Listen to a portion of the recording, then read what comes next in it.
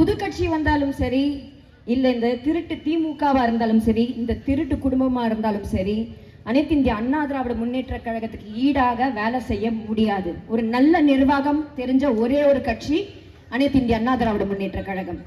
Maybe இந்த புது தாவேக்கா என்ற கட்சி சொல்லலாம், ஆனா ஒரு கட்டமைப்பே இல்லாத ஒரு கட்சி, வீட்டுக்குள்ளேயே உட்காந்துக்கிட்டு பேசிக்கிட்டு இருக்கிற ஒரே ஒரு கட்சி இந்த தாவேக்கா மட்டும்தான்.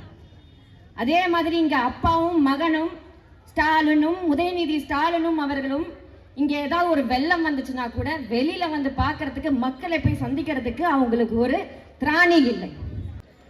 நம்ம எல்லாரும் செய்ய வேண்டிய ஒரே ஒரு கடமை, இந்த திருட்டு திமுகவை வீட்டுக்கு அனுப்பணும். வீட்டுக்கு அனுப்புறது மட்டும் இல்ல, அவங்க செஞ்ச ஒவ்வொரு துரோகத்துக்கும் கடவுள் புரட்சி தலைவி அம்மாவோட தண்டனை என்ன தெரியுமா?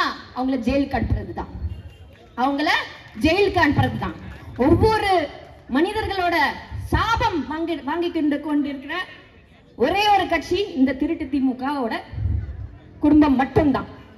அதனால எல்லாரும் தெளிவாக இந்த தாவேக்கான்ற ஒரு கட்சிக்கு நீங்க மாத்தி ஓட்டு போட்டுறக்கூடாது. ஏன்னா அவங்க அடுத்த மக்கள் நீதி மையம் ஏதாவது ஒரு இடத்துல எம்எல்ஏ ஆக முடிஞ்சுதா?